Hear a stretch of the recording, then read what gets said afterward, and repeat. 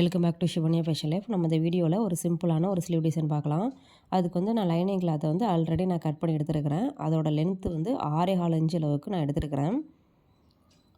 இப்போ வந்து ப்ளவுஸ் கிளாத்தையும் எடுத்துக்கலாம். ப்ளவுஸ் கிளாத்து நான் கட் பண்ணி எடுத்துருக்கிறேன்.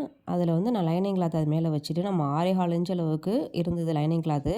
அதை சேர்க்காமல் எக்ஸ்ட்ரா வந்து கிளாத் வந்து 14 இன்ச் அளவுக்கு நான் எடுத்துருக்கிறேன்.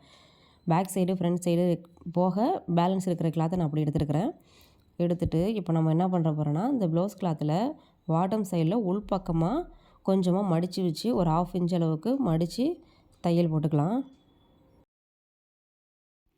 பிசுறு தெரியாமல் இருக்கிறதுக்கு தான் இதை உள் பக்கமாக மடித்து தைச்சிக்கிறேன்.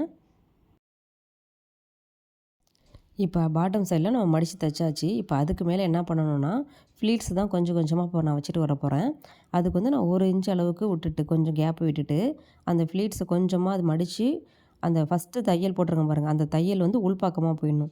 உள்பக்கமாக தள்ளி விட்டுட்டு இப்போ நம்ம செகண்டாக எடுத்துருக்கிறோம் பாருங்கள் அந்த ஃப்ளீட்ஸு, அந்த ஃப்ளீட்ஸை வந்து அந்த ஃபஸ்ட்டாக போட்டிருக்கிறதுக்கு மேலே வச்சிடணும். மேலே வச்சு அப்படியே தையல் போட்டுக்கிட்டே வரணும். ஃபஸ்ட்டு போட்ட தையல் வந்து வெளியில் தெரியாத அளவுக்கு வச்சுட்டு தையல் போட்டுக்கிட்டே வரணும். அதை உள்பக்கமாக தள்ளி விட்டுறணும். போட்டுட்டேன் பாருங்கள். நான் ஃபஸ்ட்டு தையல் போட்டது வெளியில் தெரியவே இல்லை பாருங்கள், தைச்சிட்டேன். அடுத்ததும் அதே போல் மடித்து வச்சு தைச்சிக்கிட்டே வரேன். அதேமாரி கொஞ்சம் கொஞ்சமாக நான் மடிச்சுட்டு தைச்சிக்கிட்டே வரேன். ஃபஸ்ட்டு நம்ம ஃப்ளீட்ஸ் எடுக்கும்போது எவ்வளோ தூரத்துக்கு எவ்வளோ மடிக்கிறோமோ அதே அளவுக்கு தான் மடிக்கணும். கடைசி வரைக்கும் அதே அளவு கேப் இருக்கணும் நமக்கு. அதே மாதிரி தைச்சிக்கிட்டே போகணும். நூல் வந்து வெளியில் தெரியக்கூடாது. நம்ம இப்போ தையல் போட்டுட்டு அடுத்தது மடிப்பு எடுக்கிறோம் பாருங்கள், அந்த மடிப்பு வைக்கும்போது ஃபஸ்ட்டு போட்ட தையல் வந்து வெளியில் தெரியக்கூடாது. தெரியாத அளவுக்கு அதை உள்பக்கமாக தள்ளி விட்டுட்டு அதுக்கு மேலே அந்த மடிப்பை வந்து வச்சுட்டு தையல் போட்டுக்கிட்டே வரணும்.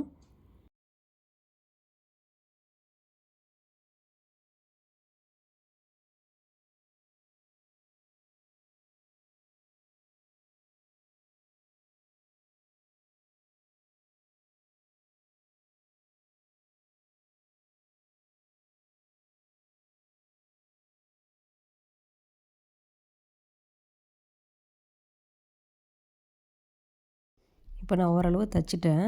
இப்போ இதில் வந்து லைனிங் கிளாத்தை வச்சு கரெக்டாக இருக்கா நம்ம போதுமாங்கிறத பார்த்துக்கலாம். இப்போ நான் அது மேலே லைனிங் கிளாத்தை வச்சு பார்த்துக்கிறேன். பார்த்தா அதுக்கு மேலே நம்ம ஃப்ளீட்ஸ் இன்னும் எடுக்கலை, நம்ம மடித்து தைக்கல. அதனால இது வந்து கொஞ்சம் ஈக்குவலாக நான் கட் பண்ணிவிட்டு எக்ஸ்ட்ரா கிளாத் வந்து நான் அட்டாச் பண்ணிக்கிறேன். நமக்கு மேலே மட்டும்தான் தேவைப்படும். அதனால் ஃபுல்லுமே ஒன்றும் தேவையில்ல.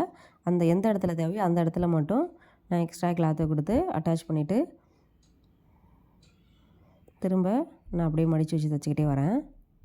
அந்த மடித்து தையல் போட்டிருக்கேன் பாருங்கள், அதை வந்து உள் பக்கமாக தள்ளி விட்டுட்டு அது தெரியாத அளவுக்கு மேலே வந்து தையல் போட்டுறேன்.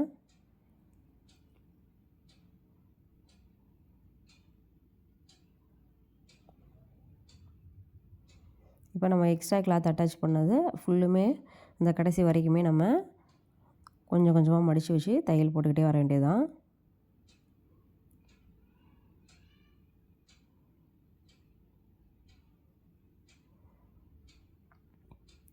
இப்போ நான் எல்லாத்துலேயுமே போட்டு முடிச்சிட்டேன். இப்போ அதுக்கு மேலே லைனிங் கிளாத்தை வச்சுட்டு மேல் பக்கமாக இப்போ வச்சுட்டு லைனிங் கிளாத்தை பாட்டம் சைடில் ஒரு ஸ்டிச்சஸ் போட்டுக்கலாம். நீட்டாக ஒரு ஸ்டிச்சஸ் போட்டுக்கிறேன்.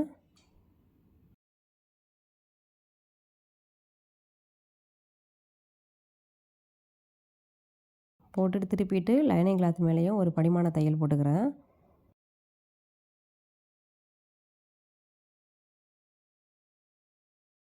லைனிங் கிளாத் மேலே எல்லா சைடுமே ஒரு ஸ்டிச்சஸ் போட்டுக்கிறேன்.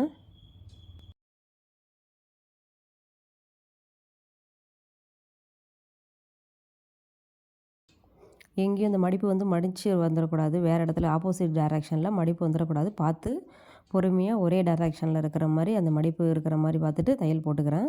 எல்லாத்துலேயுமே போட்டுட்டு எக்ஸ்ட்ரா கிளாத்தெல்லாம் கட் பண்ணி எடுத்துக்கிறேன்.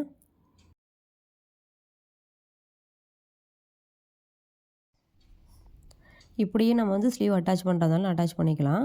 இதில் வந்து நான் எக்ஸ்ட்ரா ஒன்று பண்ண போகிறேன். அதுக்கு நான் வந்து ஸ்லீவ் வந்து 2ஆக மடிச்சிக்கிறேன். மடிச்சுட்டு சென்ட்ரு தெரியணுங்கிறதுக்காக அதை மடிச்சுட்டு சென்ட்ரு சைடில் ஒரு லைன் போட்டுக்கிறேன். இந்த ப்ளவுஸோட சாரியில் ஆரஞ்சு கலர் ஃப்ளவர் இருந்தது, அதனால நான் வந்து ரோப் வந்து ஆரஞ்சு கலர் ரெடி பண்ணி வச்சுருக்கிறேன். இப்போ நம்ம ஸ்லீவ் ரெடி பண்ணிட்டு இருந்தோம் பாருங்கள், அதில் வந்து பாட்டம் சைட்லேருந்து மிடிலில் அந்த ரோப்பை வந்து 2ஆக மடித்து அந்த ரோப்பில் வந்து நீடில் வந்து நிப்பாட்டிட்டு அந்த ரோப்பை 2 பக்கமும் இந்த இன்ட்டு மாதிரி ஆப்போசிட்டில் மாற்றி மாற்றி நம்ம கொடுத்துக்கிட்டே போகணும். அந்த 2 ஜாயிண்ட் ஆகுது பாருங்கள், அந்த 2 ரோப்பும் நம்ம இன்ட்டு போடும்போது 2 இடத்துல கரெக்டாக வந்து அதில் ஜாயிண்ட் ஆகும்போது அந்த நீடில் அதில் வச்சு நிப்பாட்டிட்டு நம்ம வந்து அந்த ரோப்பை 2 பக்கமும் ரொட்டேட் பண்ணணும். லெஃப்ட் சைடில் உள்ளதை ரைட் சைடில் உள்ளதை லெஃப்ட் சைடும் நம்ம மாற்றிக்கிட்டே போகணும். இந்த வந்து பண்ணுறத வந்து நான் ஒவ்வொரு ஃப்ளீட்ஸாக விட்டுட்டு அதில் நான் தான் இதை பண்ணுறேன் நான்.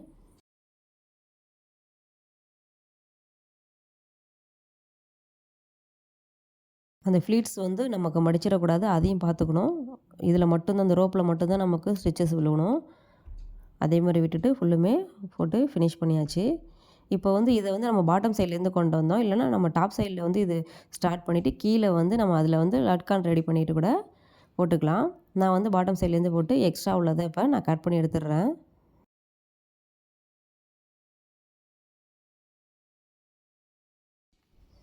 இப்போ நெக்ஸ்ட்டு நான் என்ன பண்ண போகிறேன்னா, அந்த கேப் இருக்குது பாருங்கள், அந்த கேப்பில் ஒன்றுத்துலேயும் நான் பீட்ஸ் கொடுத்துக்கிறேன். நான் ஒயிட் கலர் பீட்ஸ் கொடுக்குறேன். நீங்கள் எந்த பீட்ஸ் வேணாலும் கொடுத்துக்கலாம். நான் ஒயிட் கலர் ஃபுல்லும் எல்லாத்துலேயுமே அந்த கேப்பில் ஃபுல்லுமே கொடுத்து ஃபினிஷ் பண்ணுறேன்.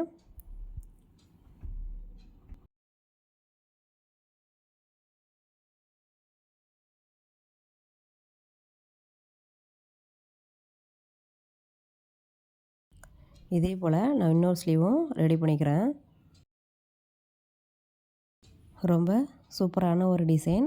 உங்களுக்கு இந்த வீடியோ யூஸ்ஃபுல்லாக இருந்துச்சுன்னா மறக்காமல் ஷிவன்யா ஃபேஷன் லைஃப் சேனலை சப்ஸ்கிரைப் பண்ணுங்கள்.